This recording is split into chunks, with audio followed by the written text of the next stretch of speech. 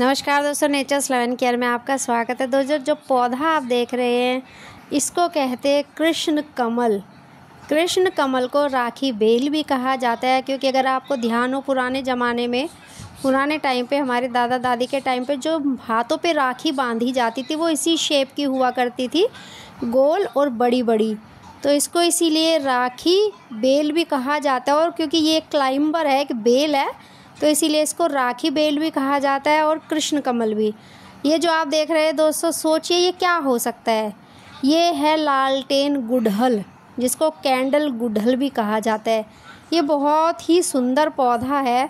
आपने जो गुड़हल के पौधे, गुड़हल के जो फूल देखे हैं वो बहुत डिफरेंट तरीके के देखे हैं। डिफरेंट इन द सेंस जो कॉमनली पाए जाते हैं, लेकिन ये बिल्कुल अलग है। ये देखकर, इसकी कली को देखकर आप कह नहीं सकते।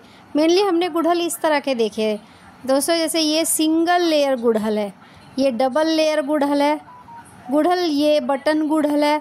तो इस तरह से अलग अलग तरीके के गुड़हल। आपने वो कली देखी थी लालटेन गुड़हल की, अब आप खिला हुआ फूल देखिए। जैसे लालटेन की शेप होती है दोस्तों, सेम, बिल्कुल सेम इसकी शेप है, एक लालटेन की तरह। अगर आप ध्यान से इसको देखेंगे तो इसके जो फूल है ये नीचे की तरफ हमेशा हैंगिंग रहते हैं। मेन जो देसी गुड़हल आपने देखा होगा उससे थोड़ा डिफरेंट है ये। इसके जो पत्ते हैं वो भी बिल्कुल डिफरेंट है, बिल्कुल अपोजिट। उसके जो पत्ते हैं वो अलग है, इसके पत्ते अलग है। और इसका फूल भी, जो लटका हुआ फूल होता है, इसका कलर आप देखिए, बहुत बहुत सुंदर लगता है। कुछ ऐसे फैक्ट्स है दोस्तों जो सरप्राइजिंग होते हैं, जो हमें बहुत बाद में पता चलता है। जब हम क्यूरियोसिटी, हमारे अंदर जानने की जब इच्छा होती है, तब हम देखते हैं। दोस्तों, आप जो देख रहे हैं ये पपीता है। ये एक फीमेल प्लांट है पपाया का। इसमें मेल प्लांट भी होता है पपाया का। दोस्तों, जो फीमेल प्लांट होता है पपाया का, उसी में पपीते आते हैं। और उसका जो फूल होता है, उस फूल को देख के आप कह सकते हैं। ये देखिए दोस्तों, बटरफ्लाइज जो कहते हैं, बम्बल बी, भंवरे, ये प्रकृति में जब घूमती है, जब चारों तरफ से ये भ्रमण करती है, रस पीती है, बहुत सुंदर लगती है। आप देखिए ये कैसे बैठी हुई ज़िंदगी को एंजॉय कर रही है। इसको घर की टेंशन नहीं, इसको स्कूल जाने की टेंशन नहीं, घर के स्टेटस को मेंटेन करने की टेंशन नहीं है। वो बहुत आराम से धूप में बैठकर अपनी लाइफ को एंजॉय कर रही है। हम लोगों को भी प्रकृति से और प्रकृति में जो जीव जंतु है उनसे बहुत कुछ सीखने को मिल सकता है, अगर हम सीखना चाहें। तो ये देखिए आप, कितने सुकून से, बिल्कुल आराम से, मैं इसको कैप्चर जब कर रही थी तो ये आराम से ऐसे ही बैठी हुई थी। ये फूल नहीं है, छोटी छोटी ये कलियां हैं, ये बर्ड्स है।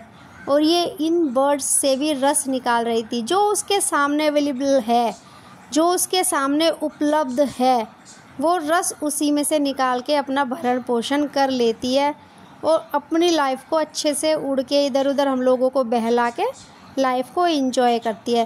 दोस्तों, बहुत सारे इस टाइम, जैसे सर्दियाँ स्टार्ट होने वाली है, बहुत सारे प्लांट्स है, जैसे पनसटिया के जो लीफ है, लीफ में ऊपर ब्रैकेट्स है, ये भी मॉडिफाइड लीफ ही है, जो फ्लावर के रूप में ये आप जो देखेंगे, ये फूल नहीं है, ये मॉडिफाइड लीफ है।